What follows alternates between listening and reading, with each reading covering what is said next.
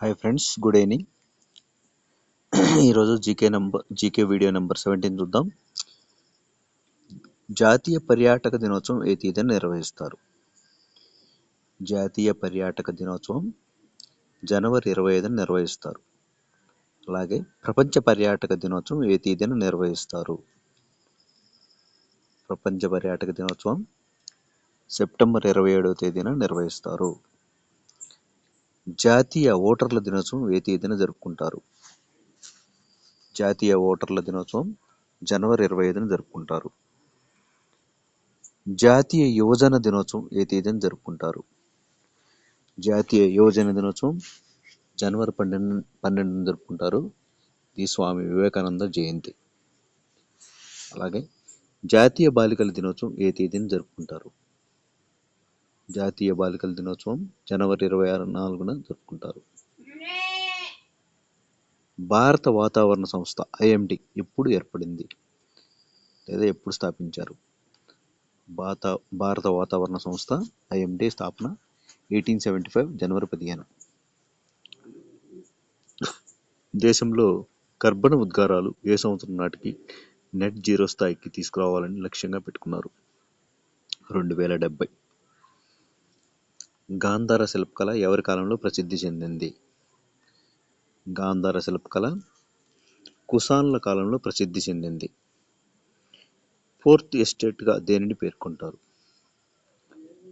Fourth ఎస్టేట్గా press and మీడియాని పేర్కొంటారు. BCCI ప్రధాన కార్యాలయం ఎచ్చట కలదు? BCCI ప్రధాన కార్యాలయం ముంబైలో కలదు. దీని స్థాపన 1928.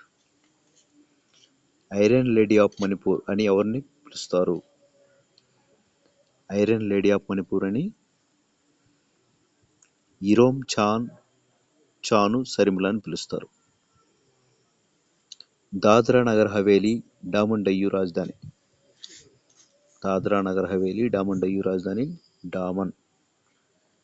మొట్టమొదటి వింటర్ ఒలింపిక్స్ ఎక్కడ జరిగాయి?